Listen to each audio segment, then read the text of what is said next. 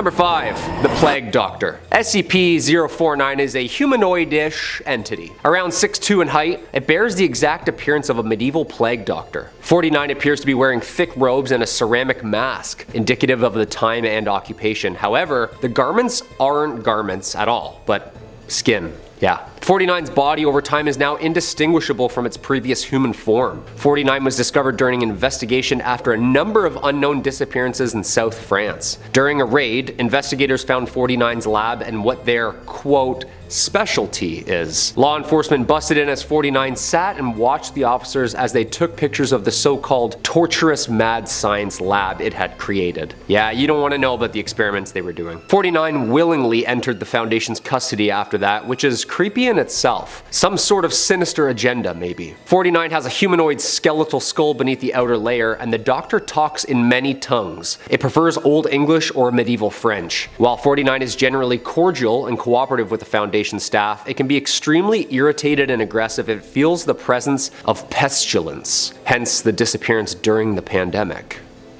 It will become hostile with people it deems as sick. Cold, flu, or under the weather, 49 is going to generally attempt to study anybody if they're showing signs of infection. 49 causes failure of biological functions of any organism it touches through direct skin contact. How this occurs is currently unknown, and autopsies of 49's victims has been inconclusive. The pestilence is what seems to drive the Doctor to live, though will usually aim to perform crude surgeries on living specimens using implements of an unknown era contained within a black, ominous doctor's bag. Yeah. Their journals are not written in any known language, and attempts by linguists and codebreakers to decipher them have been unsuccessful. While these surgeries are not always successful, they often result in some sort of morbid creation. Okay, so this Doctor is like wanted.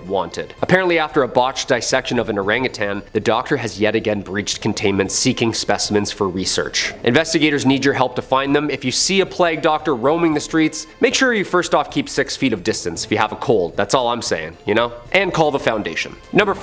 The Water Nymph. Yeah, we're not talking about Ariel from The Little Mermaid. SCP-054 has breached containment, and we're not really sure if we're ever going to be able to find her again. Out of the water, the subject most often appears as a female humanoid with an unearthly bodily volume of 90 liters of liquid, made entirely of water. Yeah, you'd be able to see her if she's out of the water. She's pretty massive. When she enters a body of water, however, which they think she's retreated to, she becomes next to invisible. Yeah, like pouring a glass of water into another glass of water. That's not good. The subject must periodically return to a body of water in order to maintain its volume due to evaporation. Okay, so maybe global warming could actually help us here. Initially found in a classified lake, she was moved to the Foundation indefinitely. Initially curious about the Foundation personnel and what their mandate for the human race is, it's documented she seemed to enjoy interacting and studying staff, mimicking their forms, learning our languages, and understanding our way of life. She was held in a watertight isolation room outfitted with specialized climate control equipment. A massive fountain filled with water in a rather homely facility. Maintenance personnel are required to wear PPE at all times inside the containment area and must spend at least 10 minutes in a special drying room after exiting. As documented with her last breach, the surrounding area was evacuated and the enclosure was flushed with liquid nitrogen, freezing every molecule of water in it. However, no nymph. Yeah, that's not good. No thermal, electromagnetic, biological, or other phenomenon has been detected in its body that would suggest how it lives or thrives. The last experiment with 54 was halted after 2 researchers were seriously injured when she exhibited signs of mistrust and aggression, and all of a sudden she pulled the researchers under where they almost drowned. She has been updated to a new class system, and authorities are still searching for her. Yeah, you might need the Navy on this one. How would you even be able to see her? Well, I guess goggles and a snorkel. So, number 3, the homunculus. SCP-030's appearance is that of a hairless, genderless, gray-toned humanoid, 28 inches in height and weighing around 25 pounds. Its solid blue eyes lack discernible irises or pupils and resemble small sapphires. 30 possesses an androgynous voice with a pronounced English accent. It is able to converse, read, and write in ancient Greek, Latin, Italian, English, as well as 2 additional languages that have yet to be identified. Well, that's absolutely terrifying. 30 has also demonstrated knowledge of physics, chemistry, astronomy, mathematics, roughly equivalent to that of a 17th century academic. 30 has demonstrated knowledge on these topics involving classified science. 30 needs at least 15 lumens of light or greater, or it becomes unconscious and showing no signs of life. Okay, that's a good note. Maybe we can use that to find them. Within 5 to 10 seconds of being re-exposed to light, 30 becomes active, appearing to be coming out of a sleep state no matter how long the period of inactivity has been. 30 does not require sleep and has expressed a desire to remain awake as often as possible. I wonder why. 30 requests new materials for personal research every 90 days, and all materials are to be collected and destroyed prior to delivery of the new materials. All materials are to be evaluated, and 30 is to be absolutely under no circumstance granted access to any modern scientific journals or texts. Apparently 30 has become untrusting and escaped the Foundation's perimeter after learning there has been more updated scientific study since the mid-1600s. Alright, who let it slip, huh? Was it you? Might be Chris, I think it was. 30 is now on a scientific learning spree, and who knows what they're gonna learn in that time. Somebody turn the lights on this thing, okay? We need like a week-long eclipse so we can find them. Number 2, antimatter.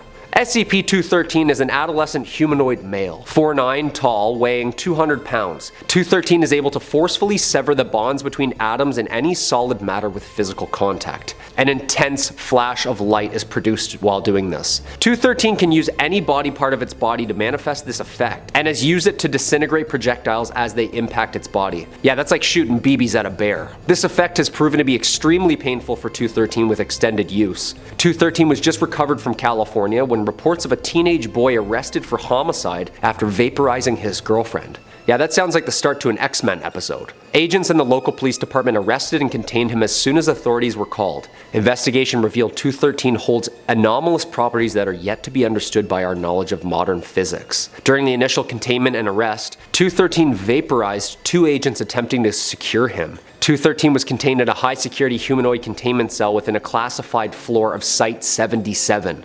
Yeah, major stuff. 213 should not be emotionally triggered during containment. Manifestation of its nuclear effect was on its brink when authorities reached the cell. During a routine physical examination, lesions were discovered on the back. There are 4 nodules now placed in a perfect square. A follow-up examination has led to the discovery of 2 more nodules located in the center of its palms. With the recent investigation, agents have deemed 213 to be evolving, and now a Keter classification. During the escape, 213 vaporized 2 more guards after having a seizure in its containment cell, after a quote, implosion. The matter surrounding its body and the molecules around it have vanished. If you have any further information surrounding a glowing radioactive teenage boy around town, just call the Foundation immediately, would you?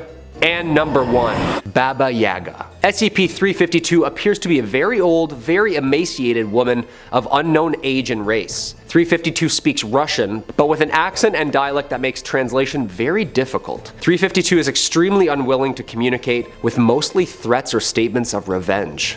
Yeah, she's mean. 352 has never identified herself by name, and due to her aggressive nature, it has been impossible to determine any background information. 352 possesses a level of strength and speed much higher than what should be possible for any person of her perceived age and physical dimensions. Moving things of 500 pounds with little effort, and moving at speeds in excess of 70 kilometers an hour. That's fast.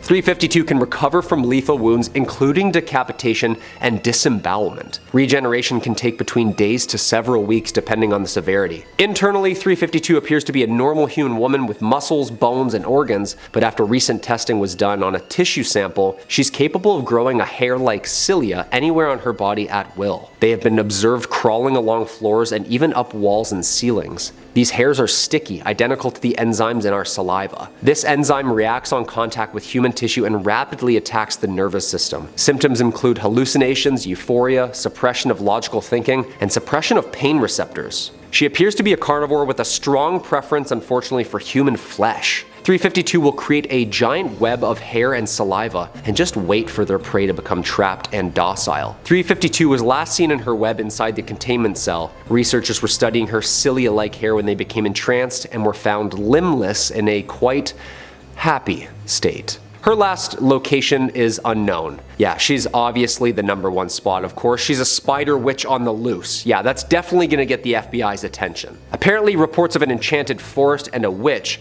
who have caused several deaths have surfaced in Russia yet again. Foundation agents are on scene, and apparently the forest has become more of a lair. Yeah, awesome. So there's a half spider, half witch with superhuman strength just dragging people up walls and into enchanted forests. Okay. Yeah, this sounds like Stan Lee's gonna need to help us out on this one. What do you think? Starting off with number 5, SCP-049, the Plague Doctor. Whenever the Foundation releases press junkets or entertains visitors, SCP-049 always proves to be a popular one. It actually even gets a fair share of mail. SCP-049 is a Euclid-class object resembling a humanoid male, standing an impressive 6'2", and bearing the resemblance of a medieval plague doctor. Rather fascinatingly and disturbingly, it isn't actually wearing an outfit or a garb. Its outward appearance seemingly has grown organically from SCP-049's body, similar to hair or fingernails. Its mask is a chitinous structure. X-rays have shown that SCP-049 does contain a humanoid skeleton, with the interesting exception of a beak protruding from the skull. SCP-049 has been shown to communicate clearly with Foundation members in a variety of spoken languages, although its preferred dialects are an archaic form of medieval French and modern-day English. It is generally ambivalent to Foundation researchers and staff, but it has been shown to experience bouts of great emotional distress and aggravation should it feel the presence of something it refers to as the pestilence nearby. Now, what the pestilence is unclear, but it is of immense concern to SCP-049. Now, just to be advised, this next information could be a bit unsettling to some viewers. Rest assured that this entity is being held very tightly under Foundation watch. When SCP-049 feels that something has become infected by this pestilence, it will work to remove it by first flatlining the biological object merely through a touch of direct skin, causing all biological functions to cease immediately. Usually in observation, SCP-049 then performs a crude surgery on its victims, using a black bag of tools that it carries with it. The victims are then reanimated, becoming an instance that we've dubbed SCP-049-2. These reanimated objects are shown to be sluggish, operating with poor motor skills, and generally are inactive. They don't seem to be too sentient unless commandeered by SCP-049. They have been shown to be quite aggressive though, and autopsies have revealed bizarre physiology that doesn't correlate with any medical knowledge found in these instances of SCP-049-2. Despite their condition, however, SCP-049 refers to these entities as cured. SCP-049 is contained within a standard human containment cell and is provided a corpse of a large mammal once every 2 weeks for study as long as it maintains good behavior. Human contact is explicitly forbidden to all Foundation and non-Foundation personnel. And my viewers, if you're looking for more SCP content, well, we've got a very well-stocked archive just waiting for you here on Top 5 Scary and a whole lot more. Click through, subscribe,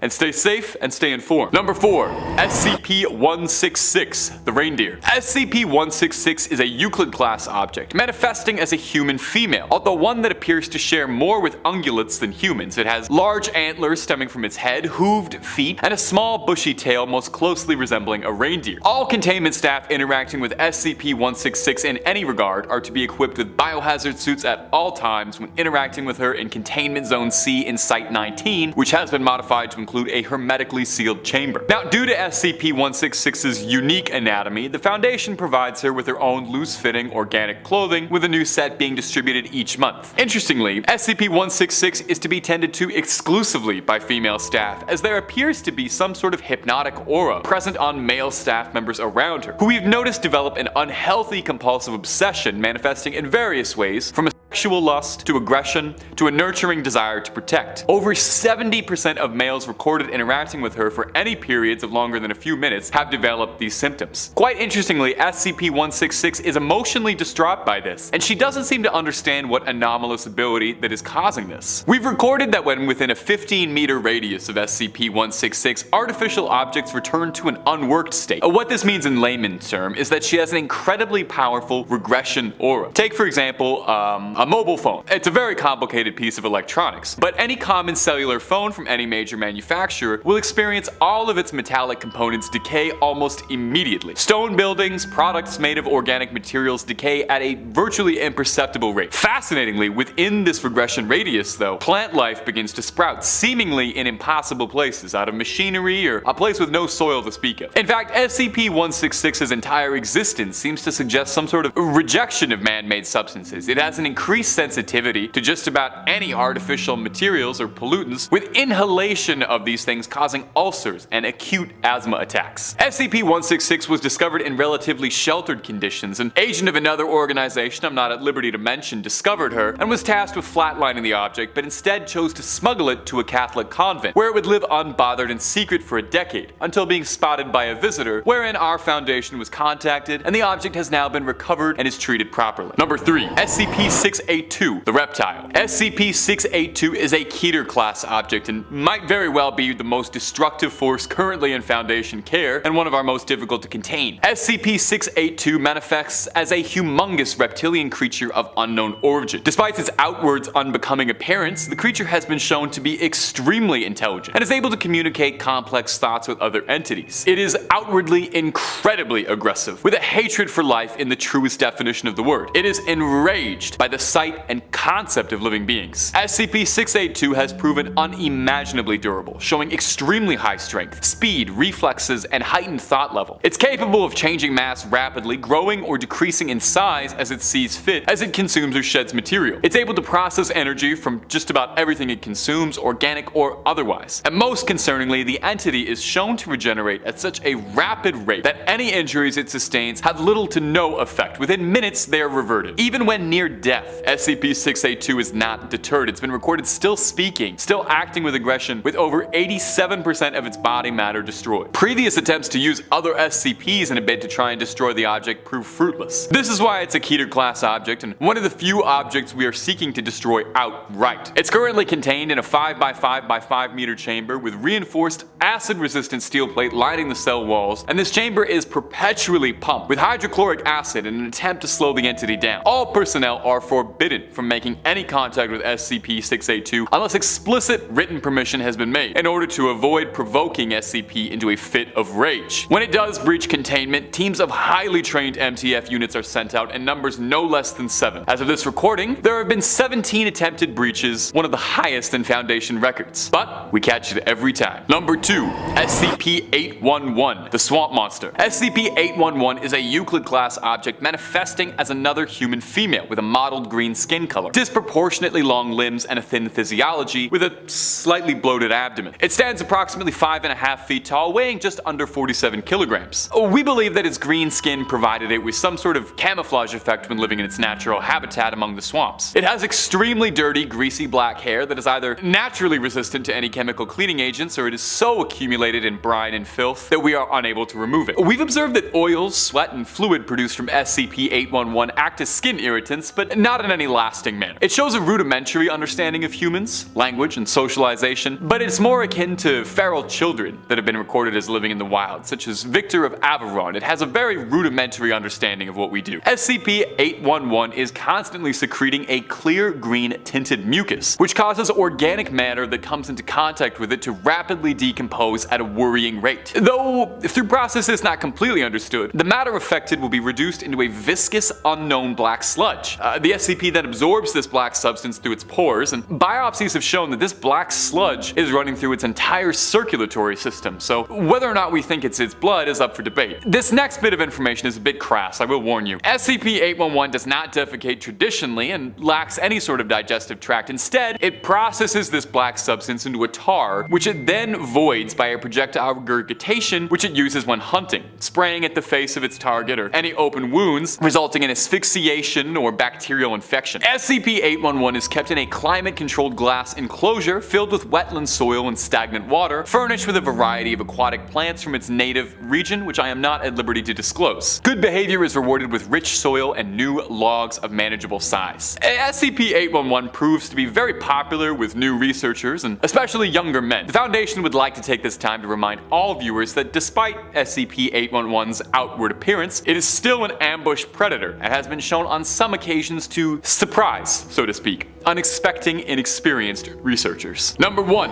SCP-783, the Crooked Man. SCP-783 is a Keter-class object manifesting itself as an incredibly aggressive, hostile entity currently preying upon residents of Tembe, a rural hamlet in Oxfordshire, England. Because of the nature of the entity and its acting aggression, a few key buildings in Tembe have been converted into Foundation monitoring field stations. An unsuspecting building near a local hospital, as well as 2 other quiet domiciles I'm not at liberty to say, have been converted into frontline MTF stations. SCP-783 has proven rather difficult to capture, and as of this recording, it's still currently eluding proper containment. Its exact physical description has yet to be ascertained, as well as the full nature of its abilities. The only data we have to work with is its targets, although we currently don't have any consistent pattern found with the victims, and as such have yet to be able to prevent an attack or provide any assistance to victims of SCP-783. Any building where a target of SCP-783 is currently residing will experience a degradation of materials. Outwardly, the building collapses, crumbles, and cracks, giving a crooked appearance. This crooked effect extends to any biological entity entering the anomalous interior, causing immediate horrific deformation that is critically damaging. We have a few images of bodies recovered, and I will warn you, they can be a bit upsetting. Victims of 783 are shown to have severe deformations across the bone structure, a result of dozens upon dozens of small hairline fractures in the long bones, and these limbs have been stretched past the point of human normalcy. These give the victims a crooked, gnarled appearance. Despite these injuries, however, most victims unfortunately remain alive after an SCP-783 attack, although rendered fully paralyzed or in vegetative states. We currently have 27 living residents in our condition in our critical but stable care. The residents of Tembe seem fully aware of the entity's presence, and the children have even been recorded singing an off-putting nursery rhyme telling of the legend. I'll share it with you here. There lived a crooked man who made a crooked deal. He kept a crooked cane and his catch in crooked creel. He stole a crooked child who cried a crooked squeal, and that crooked little man was broken on the wheel. Number 5. SCP-3199, the Refuted. Our first entry to be cleared for discussion is SCP-3199, a Keter-class object, sometimes referred to colloquially as the Refuted, but we prefer not to use sensationalized words like that internally. This photo you're looking at was a photo taken by a researcher when SCP-3199 was being brought in on its first recovery. SCP-3199 refers to the documentation of an entire species of sapient biological entities of currently indeterminable origin, but we're working on it. We found several tissue samples and have found presence of chicken, chimpanzee, stoat, mussel, adders, and trace amounts of human DNA, muddying the waters of just what exactly our friends here are. Now, fascinatingly, these creatures produce eggs to fill unoccupied space within their bodies. They reproduce asexually, and from our studies, it's been shown that there does not appear to be a limit to the number of eggs inside a single instance of SCP-3199. It's fascinating. The current theory is that on a long enough timeline, a single instance of SCP-3199 could potentially perform an LK-class species transmutation scenario, which I don't think I need to tell you we'd all prefer to avoid. All instances of SCP-3199 carry one egg within a specialized stomach-like organ, assuring that even after death, a living instance will carry on. Interestingly,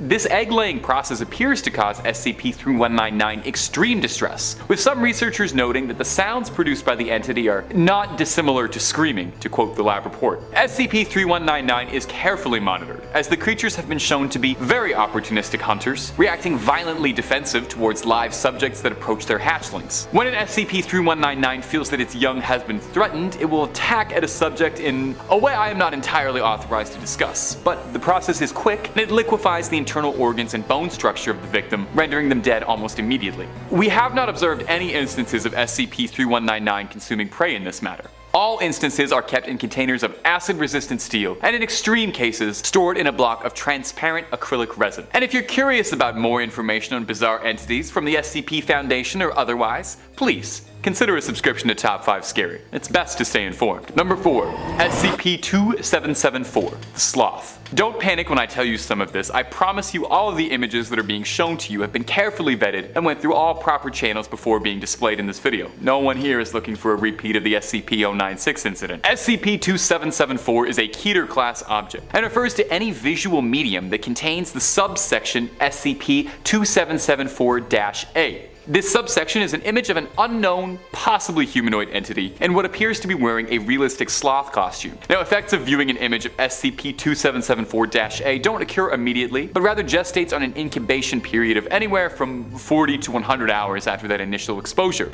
Those afflicted will slowly begin to lose their cognitive function and higher level decision making, and this usually occurs for short bursts, around 2 to 3 minutes, seemingly at random intervals every 24 hours. Please don't worry, all the images in this video have been heavily edited by the Foundation before being sent over. No threat is present. SCP-2774-A manifests itself in various forms of pre-recorded media. There was a notable incident in Fredericton, New Brunswick, where SCP-2774-A appeared for a few frames on a local television broadcast, which resulted in a mass hysteria case where over 4,000 people had to be tended to and relocated by the Foundation. We currently believe that SCP-277-4A possesses some level of enhanced ability the more people that are currently affected by it at once. It manifests more vividly the more people are affected, so to speak. Those infected by this cognitive loss have been observed to become incredibly fearful and irrational, very agitated. They report no memory loss, but they have no ability to comprehend their affections or understand what is happening. Some subjects in interviews have even reported that they felt completely powerless except to obey their basest thoughts, describing their body performing actions autonomously. We've observed in some cases that subjects who become afflicted by SCP-2744-A develop an obsession. In some longer observations, we've seen effigies, artistic renderings, and even writings being made by the subject, in some of the recovered subjects from the Fredericton incident. You're probably curious how the Foundation works to contain a non-physical object like SCP-2774. Well, I can't disclose everything. We do have automated programs scanning most broadcasts for patterns of it, which are swiftly detected and destroyed. These programs are of course overseen by manual observation. We can't trust everything to artificial intelligence. Any instance in which we have reason to believe a person has been inflicted by SCP-2774 in a way that will cause them serious harm are temporarily relocated to Subject Site 116, where they are given top-of-the-line care from our medical staff round the clock. Number 3. SCP-1471, the app. Another SCP for the digital age is SCP-1471. It's a Euclid-class object, and it refers to an app installed on smartphones, measuring just a little under 10 megabytes of data. It is referred to as Mal-O version 10.1 on digital marketplaces. This app doesn't appear to have any developer or user data attached to it. Now, it goes without saying, but please, after this video, do not attempt to look up or acquire this application. We work tirelessly to keep it from manifesting more. It's proven difficult to remove once it makes its way onto the storage of a mobile phone, oftentimes reinstalling itself or even outright preventing itself from being removed from the phone. After the application has been installed, no icons or shortcuts or even any data appears to be altered. The only noticeable change is that you will begin to receive text messages every 3 to 6 hours, and these messages enclosed will contain images of an entity with a canid-like skull and long flowing black hair. Again, these images that you're seeing, while they are real images of SCP-1471, they have been carefully edited to remove any lasting psychotropic energy. No need to look away. During the first 24 hours after installation, users will receive images taken from places frequented by the afflicted subject. As time progresses on a week-long trajectory, we'll start to see the afflicted user receiving images taken from locations that they have very recently visited, places like a grocery store, a pharmacy, or an office, and so on. On a 72-hour timeline, we begin to see the individual receiving images that have been taken in real time of the subject, with the entity hereto referred to as SCP-1741-A appearing directly behind the subject or in extremely close proximity. These individuals report that the canid skull entity is attempting to make communications with them, although they are unable to. To date, we have not observed any instances of hostile activity from SCP-147-A, and its desires are currently unknown to us. Number 2. SCP-323, the Wendigo. This one is always a bit popular when we do these PR excursions, so I'm happy to talk about it. This is SCP-323, a Euclid-class object. It manifests as the skull of an unidentified curvid with a pair of massive antlers growing from the left and right sides of the skull. And the skull shows normal outside exposure damage. It's got a bit of scarring, weathering, and bleaching, and a broken lower mandible. Now, interestingly, the back of the skull has a centered depression, and this gap shows signs of tool wear and use, suggesting that the gap was carved with tools, likely stone. And there is a small chance the skull as a whole was carved, but low. SCP-323 appears to have some sort of radius of mental control. We've recorded a very powerful influential effect spreading roughly 15 meters outside of the object. Individuals affected by this radius, which some researchers have unofficially dubbed the terror radius, find themselves overwhelmed with with extreme urges, predominantly violent. More often than not, these subjects report feeling extreme desires to consume human flesh. Roughly 3/4 of all individuals that have been afflicted by the terror radius will attempt to place their heads through the gap in SCP-323, keeping their mouth uncovered while they do this. Should a subject find themselves unable to put the skull over their own head, well, we've seen in extreme cases in which the subject will attempt to physically alter the shape of their head, bludgeoning on nearby objects, or until the subject expires. Once the subject is able to mask themselves with the skull, we consider them a new entity, hereto referred to as SCP-323-A. And this new entity is shown to have extreme pain resistance and increased strength, but very interestingly does not appear more durable than a standard human subject. This creature then demands food and feels pangs of starvation 15 minutes after transformation. It only seems to consume human flesh, and we have observed it to outright refuse any other sources of meat. It even appears to speak in short statements in Cree, Tawatomi,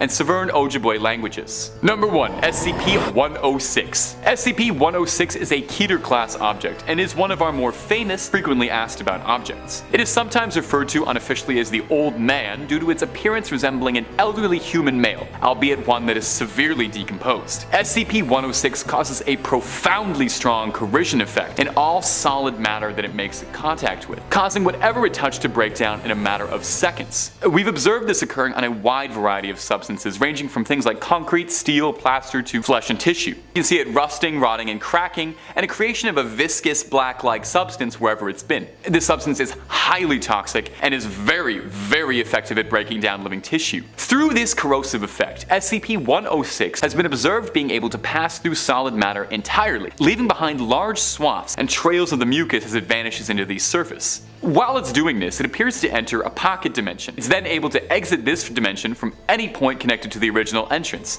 For example, as a thought experiment, if it connected a point to a wall, it could then exit through the ceiling. As of this recording, we're still trying to ascertain if the dimension is the point of origin for 106, or merely something it accesses. Through limited research and observation, we've discovered that the pocket dimension appears to be comprised of mostly seemingly uninteresting hallways and rooms manifesting as a nondescript office building, following no clear sensible layout. We've seen some cases where victims are pulled into this dimension and kept captive for days on time, but for what purpose though, currently unknown. Starting off this list in our number 5 spot, we have SCP-1128. This SCP is a bit different than some of the other ones today, and that is because it is more of an etheric entity. This creature has the ability to manifest itself as an enormous aquatic predator, but only to those who have been given a full description of its appearance, so I'll try to refrain from doing that today. People who have been infected by the creature won't really show any symptoms or abnormal behavior, but it is possible that they might show extreme aversion to going into water. If an infected person enters the water and is fully submerged, no matter the depth, they will completely disappear underneath the surface of the water. Most of the time they will reappear a few moments later in a state of total panic, frantically trying to get out of the water, but other times instead of reappearing above the water, you'll instead see blood and debris cloud it, with the debris later being able to be confirmed as the vanished person. The lucky ones who have survived have explained that while they had vanished, they were transported to the vast ocean where they were actively being pursued by SCP-1128. This is all absolutely frightening and is the reason behind why any descriptions of the SCP are treated with the utmost importance, and it is highly classified information. Any videos or descriptions or imagery are meant to be destroyed immediately, and only written descriptions are allowed, but they are kept at a specific site for experiment testing and not meant for just anyone. Some of the high-level personnel who have seen these descriptions of SCP-1128 have found themselves being pulled into a glass of water, which makes it abundantly clear that no matter who or where you are, it will find you and it will do its best to complete its mission. I don't know about you guys, but I don't ever want to encounter SCP-1128. Moving on to number 4, we have SCP-1000. This is an SCP that is currently on the loose, and if anyone ever reports any sightings or contact with this SCP, MTF Zeta 1000 will always need to be sent to not only verify the claims, but also to investigate. Even if it seems unlikely or trivial, every report is considered quite serious and will be looked into. That is because this SCP can be extremely dangerous. SCP-1000 is a nocturnal creature that has quite a few human characteristics. In fact, this SCP evolved alongside the Homo sapiens species species. Adults of SCP-1000 grow to be somewhere from 5 to 10 feet tall and weigh somewhere from 200 to 600 pounds. They have more primitive human features, like a more pronounced brow bone and that sort of thing, and it is said that their intelligence is comparable to that of a common chimpanzee. Like I mentioned before, this SCP evolved alongside humans, and their numbers were actually quite vast until about 10,000 years ago. This is when there was a large extinction event that wiped out most of the population except for an estimated 1 to 5%. This extinction event of course proved to be horrific, and in the end it triggered a quote pseudo-disease classified as SCP-1000-F1, but unfortunately this disease is passed on, which means that every SCP-1000 that exists now likely is infected. Here's where things get really scary. Basically, this disease is so bad that any hominid that either directly or even indirectly observes SCP-1000 that is infected has a chance that they will die instantaneously through this disease. Brain function will simply just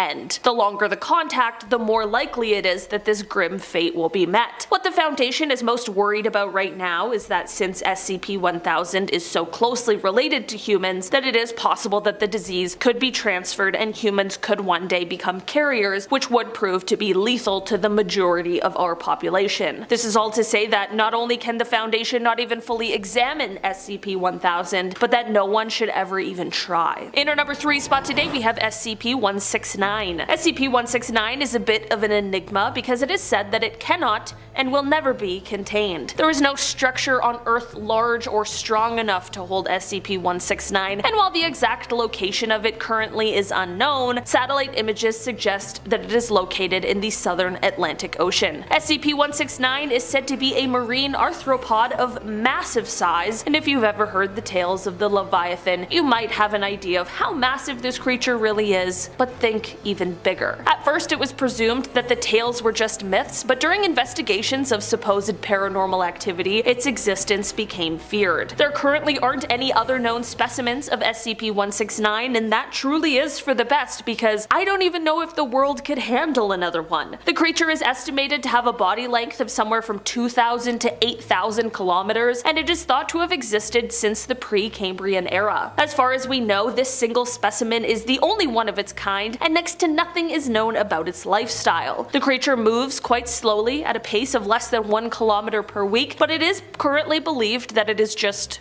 adrift. In the area that is believed to be the current location of the creature, there has been regular seismic tremors detected, and this is thought to be indicative of SCP-169's breathing. These tremors cause minor shifts in the island's terrain, so it is believed that the creature is currently dormant. Right now, the location where the Foundation thinks the SCP is off limits to humans. The public excuse being used is because there is a high number of endangered bird species in the area, but that is just a coincidence, and it really is restricted because of this enormous creature. Unfortunately, this SCP is quite loud. I mean, of course it is, it's massive, and because of this there have been recordings of it released by scientists and civilians to the Foundation's dismay. The Foundation has engaged in cover-ups so as to not shock the public with news of this SCP, and now the Foundation is very wary of any and all scientific or civilian teams who try to capture the sound because they will enact protocol to stop them. In our number 2 spot today we have SCP-1440. SCP-1440 is currently uncontained and has been on the loose since its last containment breach. Since the breach, this SCP's location is completely unknown, and at the moment the Foundation really doesn't have the means to contain it, even if they did know where to find it. This SCP appears as a man of unknown ethnicity and age, and if asked about any of these types of things, it will definitely refuse to answer. The Foundation is unsure of if this is because it just doesn't know the answer, or if it is just unwilling to share any information about itself. Either way, you should definitely never be in a position where you are asking SCP-1440 about itself because things could quickly go awry. This SCP appears to be a man in or around his 80s, but the peculiar thing with this is that there have been no signs of aging with this SCP in the 50 years since its first discovery. While this is all fine, things start to get really dicey, and this SCP shows its true colors when it comes into contact contact with any man-made object or with the human population, and it stays in contact for longer than a couple of days. This is because any extended exposure to humanity-made objects or people creates this adverse reaction from the SCP. It will suddenly turn and simply will not rest until it destroys that item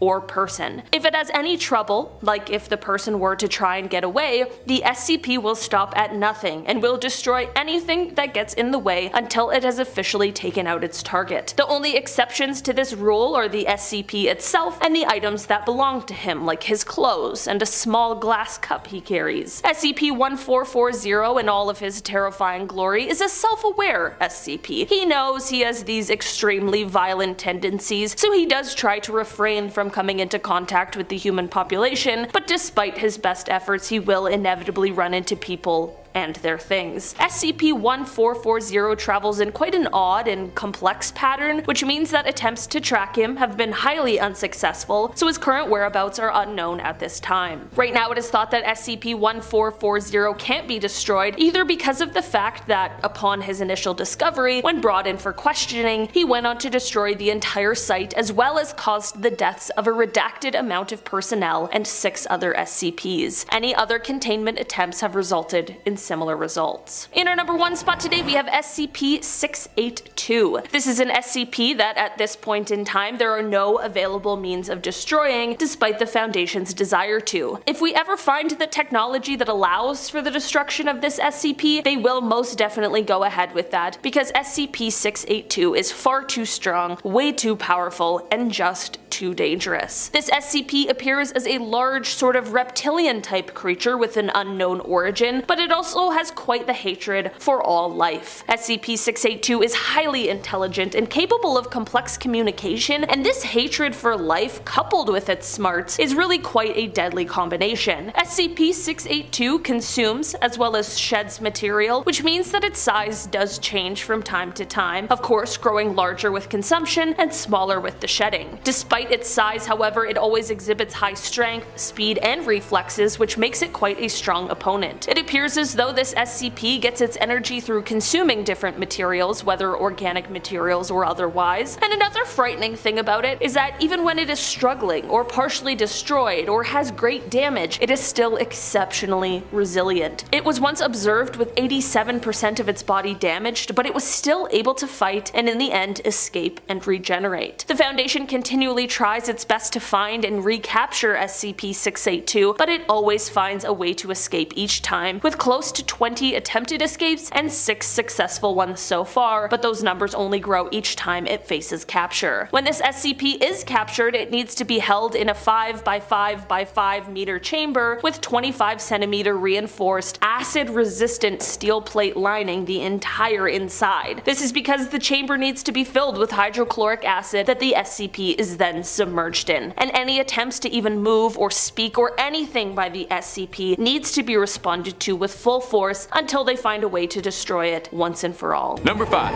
SCP-880. SCP-880 is a Euclid-class object, manifesting itself as an entire town in Quebec, Canada. Le nom propre de la ville, c'est sorry, my language settings get stuck sometimes. The village's name is redacted, and most information surrounding the village of this manor is redacted as well. The exact date of the town's construction is redacted, but can be said to be the 18th century. Classified intel recovered from inside SCP-880 lists an unknown date in the 19th century as a date for when it was abandoned.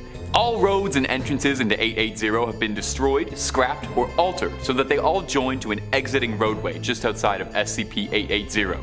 SCP-880's most notable characteristic is that it's producing what appears to be a perpetual blizzard, with small pauses occurring for roughly an hour to 2 hours a day. Interestingly, SCP-880 does not actually experience any snowfall. These intense winds merely simulate the appearance of a blizzard. Recordings of anything entering SCP-880 during a storm episode have been irrevocably lost. Extensive search efforts turn up inconclusive results. No traces of anything lost can have ever been recovered. As the storm begins, all GPS technology, navigation, and other comms are all cut due to overwhelming interference.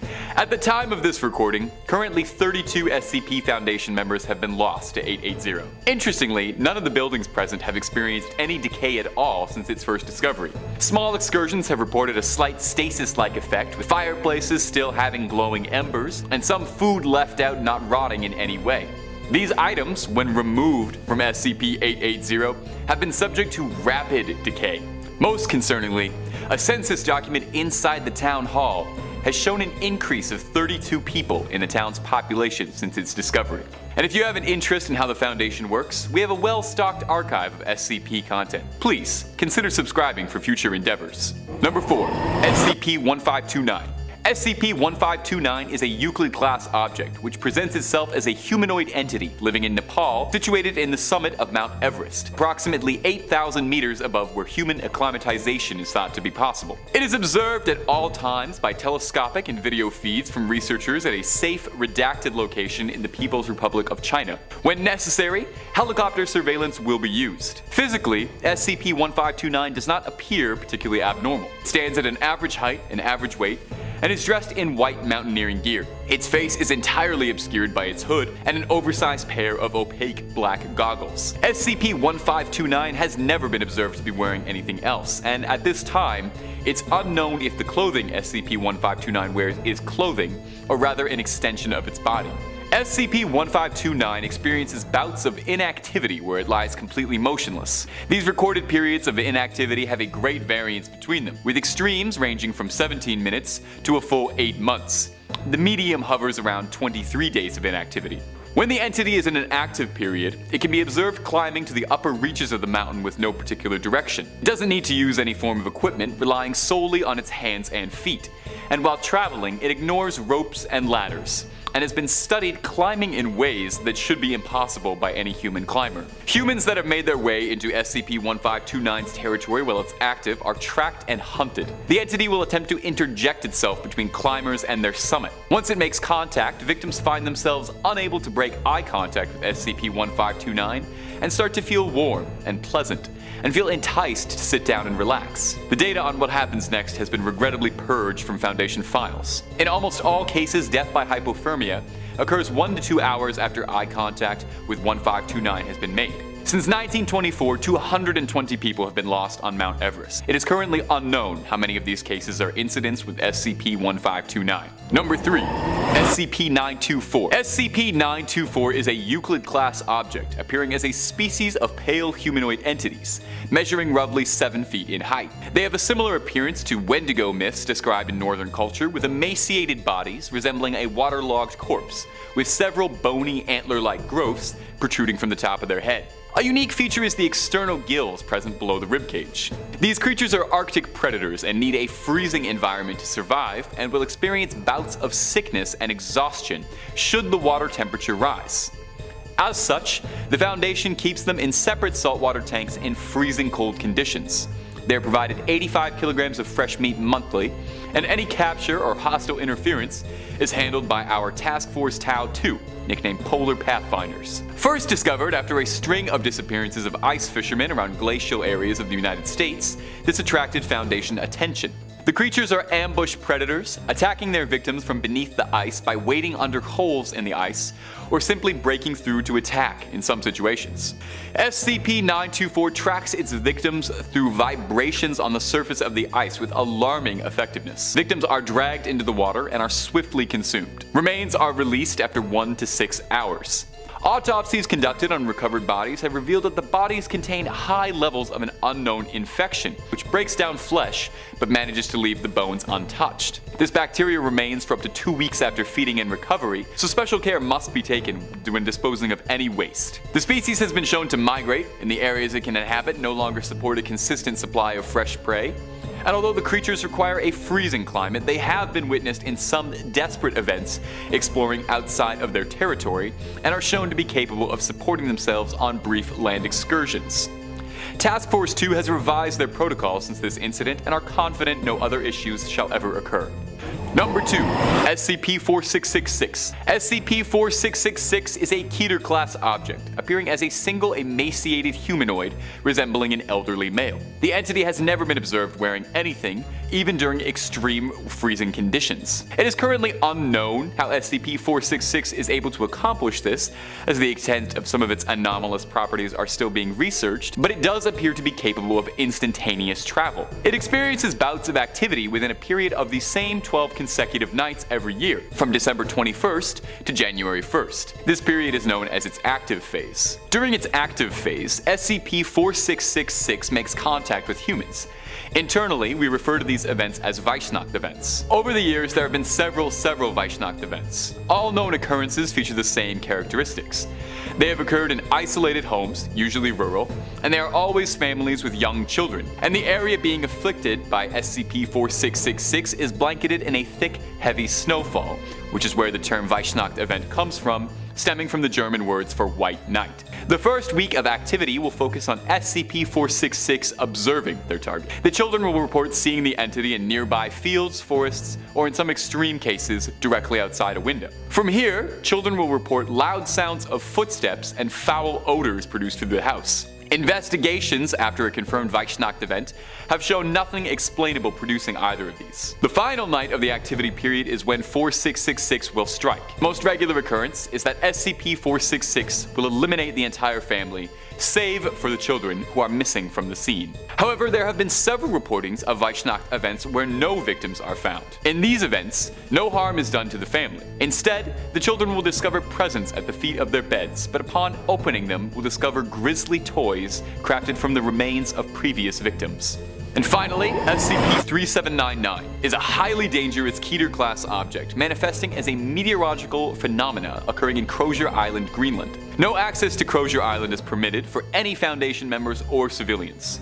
The object initially resembles a snowstorm or a blizzard, but laboratory studies of the snow produced reveal that it contains almost no physical connections with snow, and instead an anomalous compound. The snow created by SCP-3799 has incredibly powerful cognitive dissonance abilities. Exposure to it will slowly alter the thoughts of its host, causing observed individuals to become obsessive about the substance, attributing it to feelings of intense euphoria and enlightenment. This has led to a disturbing belief internally that exposure to the snow will result in transcendence and a feeling of nirvana, ascending to a higher existence. In our interviews, affected subjects have been unwilling to explain this further. The compound contains a disturbing property when in contact with human cadavers, slowly breaking down the body and converting it into more of the snow-like substance, hereto spreading its influence widely. This obsession leads to victims intentionally offering themselves to the entity to widen its reach. The only notable substance that has had any countering effect towards the snow is human blood, which it detests. In one such occurrence, it had such dominion over the Foundation at Site-779 that they had rewritten reality in such a way that the SCP Foundation became the SCF Foundation, the Snow Containment Foundation, dedicated solely to its growth and study. This reality would soon collapse in on itself, with SCP-3799's influence encroaching the planet. A declassified document shows that a researcher from this reality sacrificed himself into the heart of the entity on his Site-779. By bleeding excessively into the entity's heart, he was able to revert the cognitive changes, restoring temporal reality. The only souvenir is a perfect sphere of snow with a human cadaver contained inside, wearing an altered SCP uniform not recognized by any branches or teams. Number 5. SCP-2019. Our first SCP featured on today's list is Euclid-class organism SCP-2019. This sapient cubical organism appears to us as a green gelatinous substance held in place by a thick, transparent membrane. The cube stands 5 meters by 5 meters by 5 meters and is housed deep inside Foundation walls and kept unconscious through round-the-clock sedatives and fed intravenously. SCP-2019 is highly resistant, despite its unassuming appearance. Any damage it incurs, it regenerates quickly in a matter of seconds. On the forward-facing side of the cube, there are 37 eyes resembling human eyes. SCP-2019 is able to move these eyes freely through the membrane in order to see around itself in a 360-degree radius. SCP SCP-2019 has been recorded to sprout tentacular limbs of sorts to allow itself to move. Now, SCP-2019 displays an interesting creation ability, being able to conjure physical objects and even organic beings into reality. The most occurring evidence of this power is its tendency to grow additional brains. During regular monitoring, it's been recorded to grow additional brains at a rate of once every 2 months under favorable conditions. In order to keep SCP-2019 docile, the Foundation has been ordered to always limit it to 1 brain at a time, with all extraneous ones being removed surgically. SCP-2019 is highly intelligent. Interviews with SCP-2019 have been illuminating. While SCP-2019 cannot verbalize directly, it is able to communicate with signs and visualizations, allowing us to understand it better. SCP-2019 has told us that it was banished by the rest of its species for being an outsider, and that its home is far away from here. Although it has been prone to acts of aggression around Foundation staff, it will still be contained for study and general protection. Now, as always, the Foundation thanks you greatly for your interest. If you'd like to stay informed and stay protected, please consider subscribing to Top 5 Scary. Number 4. SCP-2020. SCP-2020 is a Euclid-class entity, a sapient bipedal humanoid entity standing approximately 7 feet tall. It possesses unnaturally long and thin limbs, and I am not describing myself, and it most closely resembles descriptions of little gray men that have been reported over the years. It's likely that SCP-2020 or a member of its species are what was spotted during the Roswell incident. SCP-2020 is composed primarily of a natural form of rubber that appears to serve all bodily functions: musculature, circulatory, and skeletal. SCP-2020 maintains a very simple diet, subsisting solely on paper and water for sustenance. Interestingly, in all time since the Foundation began observing SCP-2020, it has not displayed any visible signs of aging or any signs of growth. Further studies of its biology have been halted, as SCP-2020 is surprisingly resistant to any tearing, so sample studies cannot be collected. Research has been temporarily suspended. Socially, SCP-2020 displays several behaviors common with humans, such as its desire to learn, its desire to interact with humans, and its bizarre semi-understanding of social cues. It understands and speaks English proficiently, even answering to certain names. It's quite friendly to Foundation staff and eager to talk. It claims to have originated from an advanced extraterrestrial civilization, but repeated questioning has produced wildly varying answers from SCP-2020 on the nature of said civilization, such as its technological prowess and other details. It seems most pleased when prompted to speak of its ideas for writing, often quite enthusiastically and jovially sharing its ideas for stories to researchers who are interviewing it. It claims it has a strong desire to be a science fiction writer. Slightly amusing to Foundation scientists, when interviewed, SCP-2020 is happy to share its many ideas, but never actually feels compelled to write any of them down, complaining that it's unable to choose a concept to focus on from its many ideas. Of note, during these interviews with SCP-2020 from Foundation members are that a number of its plot ideas for stories are rife with cliché and are often unfinished and quickly thought out. Nonetheless, researchers have reported finding 2020 a pleasant conversationalist, enjoying their sessions together. Number 3. SCP-2362. SCP-2362 is a Keter-class object and is the designation of the dwarf star Pluto, an interior Kuiper belt object. Public knowledge of SCP-2362 has been suppressed, intentionally of course, in order to decrease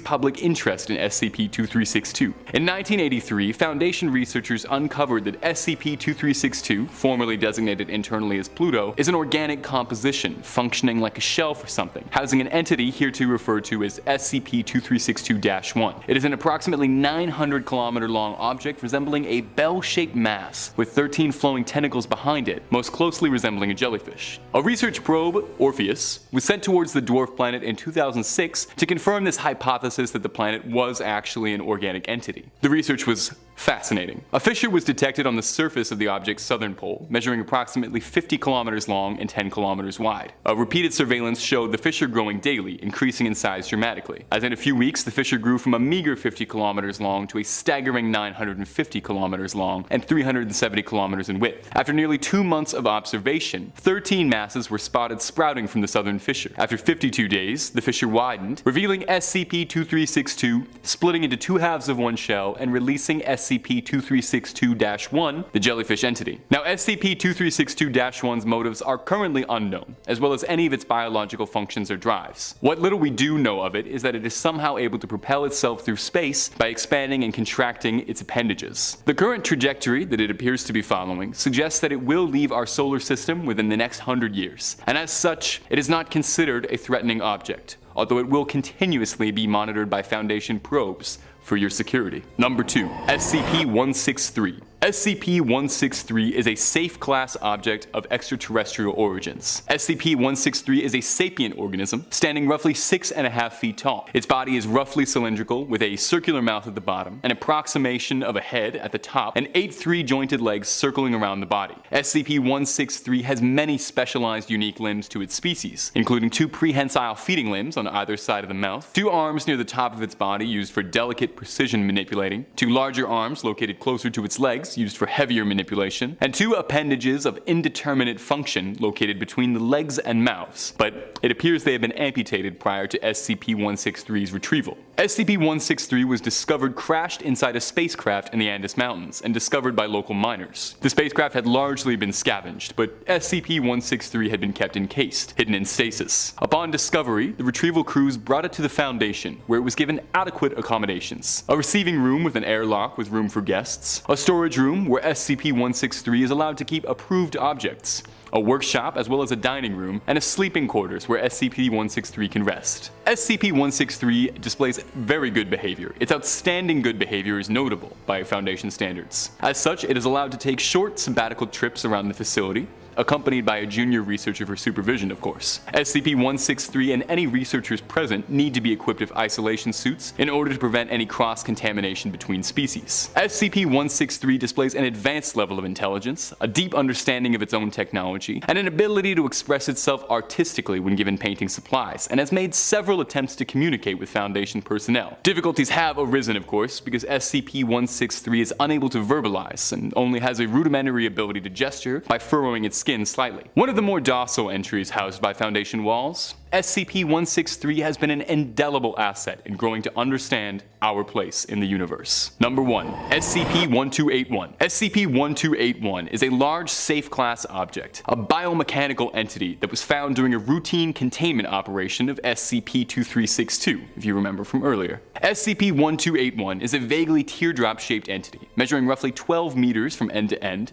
and 11 meters across. It's spotted with dish-shaped structures on the surface that presumably serve to function as receivers for electromagnetic energy. Several elements and fragments of other mechanical parts are present across the surface of SCP-1281, intimating that more appendages were present at one point, possibly having been damaged. The biological elements of SCP-1281 appear to have grown completely over a technological mechanical frame designed to live in deep space. It's theorized that SCP-1281 was designed for deep space interstellar travel, but a majority of its essential systems had been damaged by unknown sources. Carbon dating has suggested that SCP-1281 is upwards of 1.3 billion years old. SCP-1281 attempted several times to broadcast a message to Foundation researchers, initially broadcasting solely simple binary codes and mathematical concepts. Eventually, it was able to maintain a conversation with our researchers, where it revealed that itself had been sent to share a message from its creator. Paraphrasing slightly, it spoke of its home species and planet that had died off, and wanted to relay its message to other species to warn them,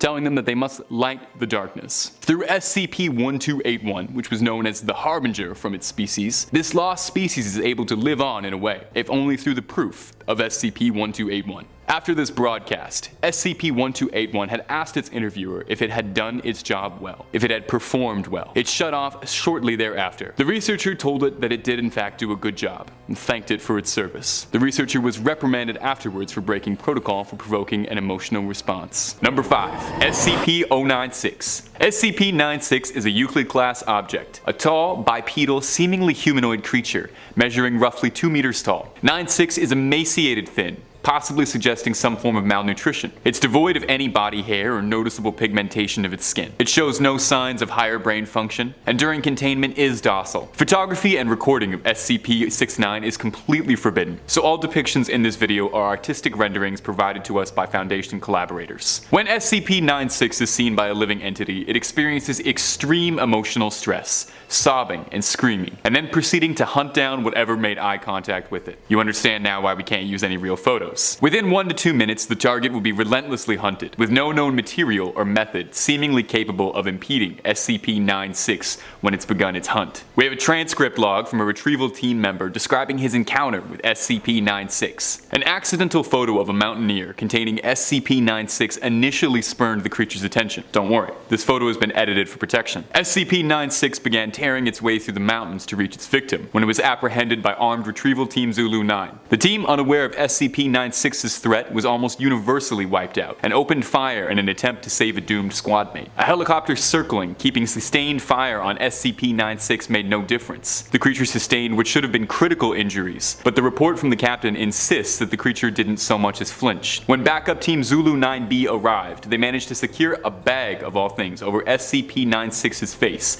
sedating the entity and bringing it back to the Foundation, where it is currently being kept secured in an airtight steel cell, checked for cracks or holes weekly, with no surveillance of any kind allowed. Are you finding this informative?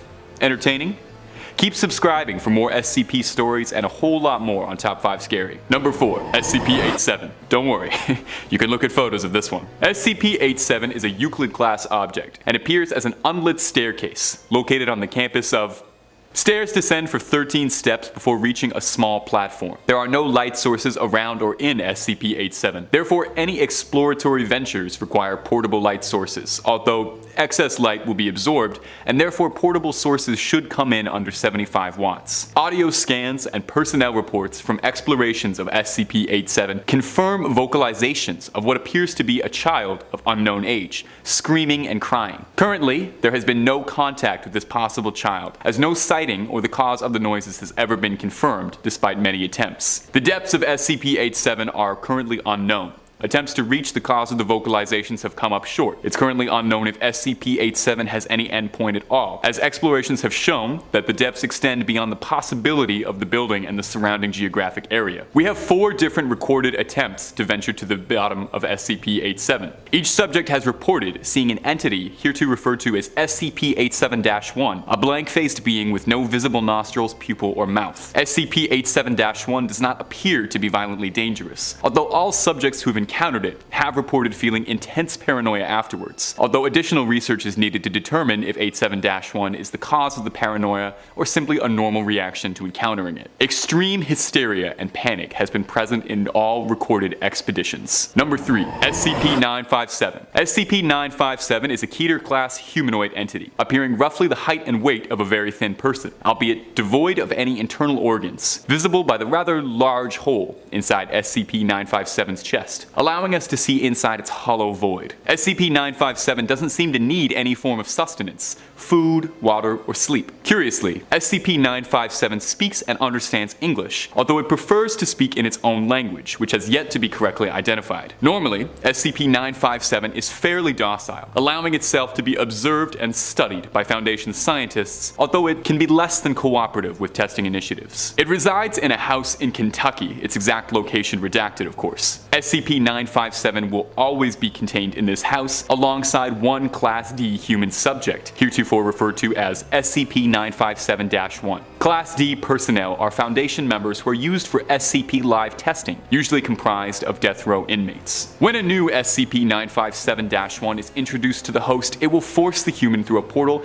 manifesting inside the creature's chest. From here, the subject 957-1 will experience drastic and physical mental changes, losing their eyes and believing that they have been blind their entire life. The subject will then retroactively believe that SCP-957 is a close family member or an intimate romantic partner, believing that they have been burned badly and therefore need to be cared for but cannot be touched. The subject SCP-957-1 will seek out people from outside to lure back to the house, feigning danger and asking help with a task impeded by their newfound blindness. When brought back to the house, the new victim will be engulfed by a hard barrier produced by SCP-975. The victim will be reduced to little more than remains, which is then fed to the blind 975-1 by the original 975. The exact reasoning or cause of this behavior is currently unknown. Number 2, SCP-1981. SCP-1981, formerly dubbed Ronald Reagan cut up while talking is a safe class object. Unlike many on this list, it isn't outwardly violent or harmful, but incredibly bizarre, even by Foundation standards. SCP-1981 is a standard Betamax tape, with the only information given being the title Ronald Reagan cut up while talking written in on an adhesive sticker on the tape. Studies have shown that the tape itself is standard, even bearing serial numbers from the 80s, indicating that it was produced normally. The tape itself appears to be a recording of former President Ronald Reagan delivering a speech in Florida, initially appearing normal. But after about a minute, the speech deviates from the speech on public record. From here,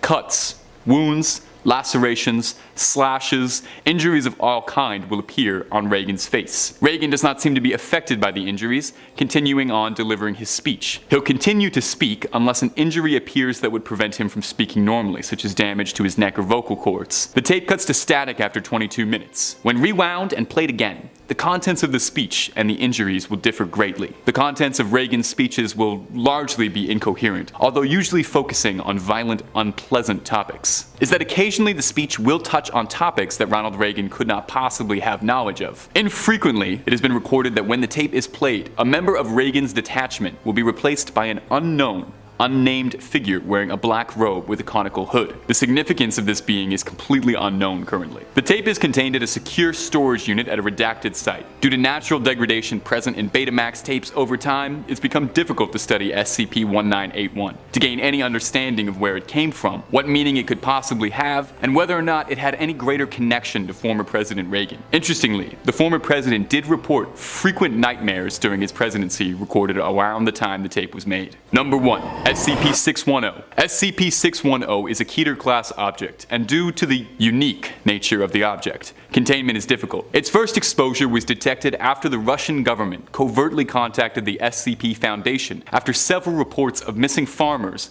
resulted in local police, regional police, and Russian government agents investigating the case all going missing. A retrieval team was detached off to Lake Baikal in southern Siberia, and it is here where they uncovered SCP-610. SCP-610 refers to a contagious skin disease, manifesting at first as a rash on skin and increased sensitivity. Within a matter of hours, the disease evolves into a series of blemishes, spreading across the body rapidly. By about 5 hours, the subject will be completely covered by the infection. Higher temperature allows the virus to spread faster, with some recorded instances of full coverage infection in under 5 minutes. Once the victim has become completely engulfed, scar tissue will start to form around the victim's body, reforming them into twisted, unnatural forms. Subjects have recorded growing multiple limbs, existing limbs growing longer, misshapen, widening, and parts of the subject splitting and creasing in unnatural, extremely painful ways. Currently, there is no clear pattern in which the reformation manifests itself, varying on a case-by-case basis. In some observed conditions, an individual fully infected by SCP-610 will plant roots of a sort, where the flesh growths will spread across all surrounding objects where it has planted itself. The thinking is that this is an effort to create larger hospitable environments for SCP-610 to grow. Currently,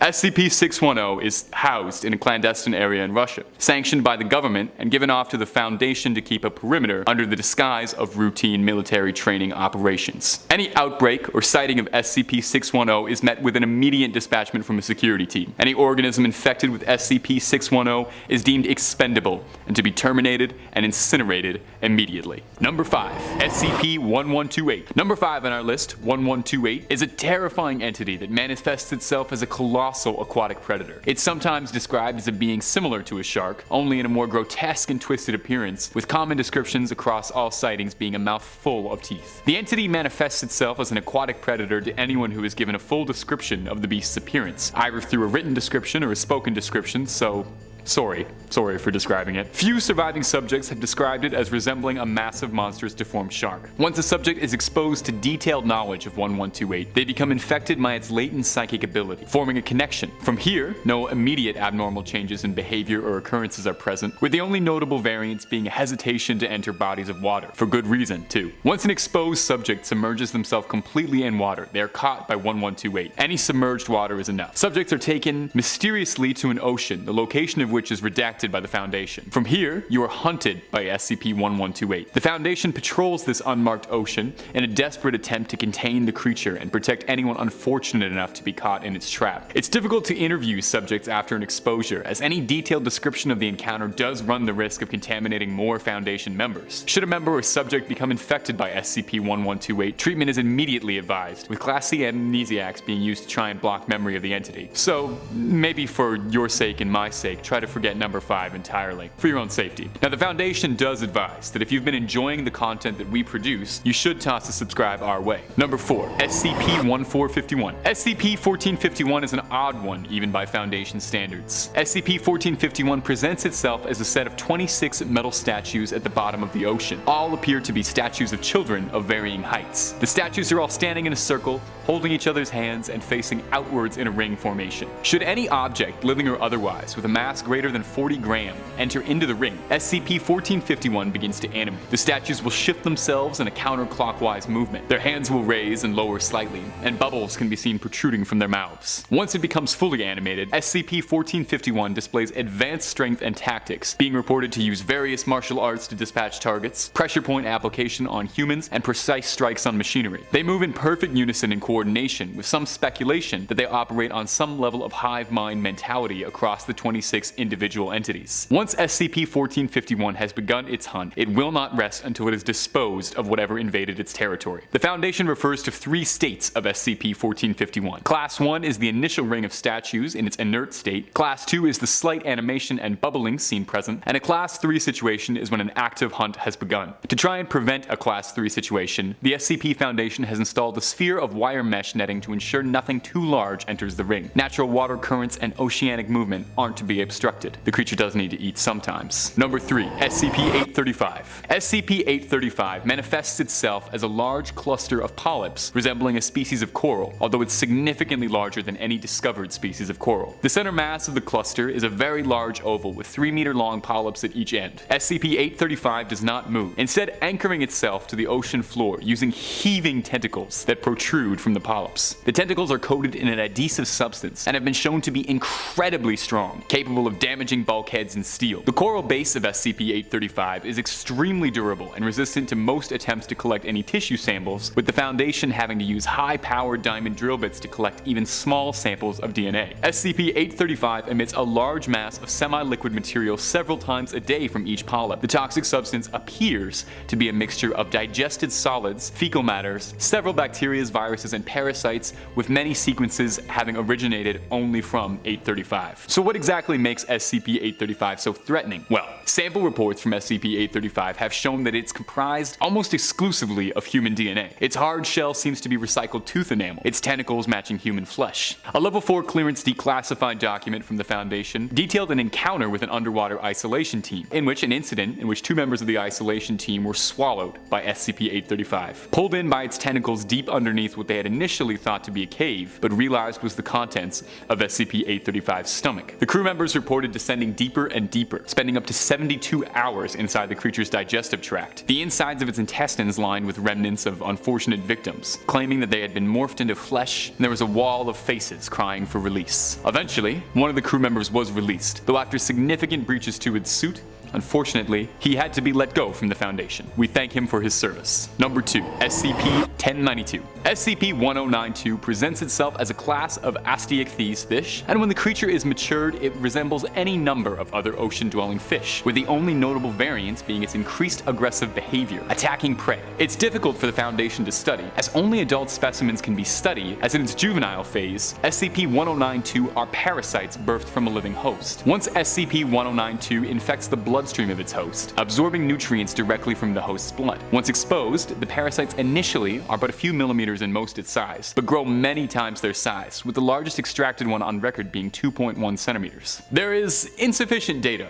on how SCP-1092 infects its hosts. The current research data theorizes that minuscule eggs makes its way into the body through small cuts and scrapes, which would explain the fish's violent tendencies. Those infected by SCP-1092 report fatigue, weight loss, and increased appetite, and in many cases report a feeling of something fluttering or squirming inside the body. However, this is not present in all cases, as there are reported case files of hosts not experiencing any visible symptoms whatsoever until the parasite has unfortunately matured to its adult aquatic stage. Once the parasites have matured, the now adolescent creature will try to forcibly remove themselves from the physical body of their host, using their sharp teeth to cut through blood vessels and skin. Subjects at this stage will sustain injuries, severe blood loss, and in some cases worse. Thankfully, the SCP Foundation has effectively secured SCP-1092, keeping it housed in a completely watertight cell, where it is given the occasional domestic pig to act as a host for its reproductive cycle. Poor little piggy. Thank you, piggy.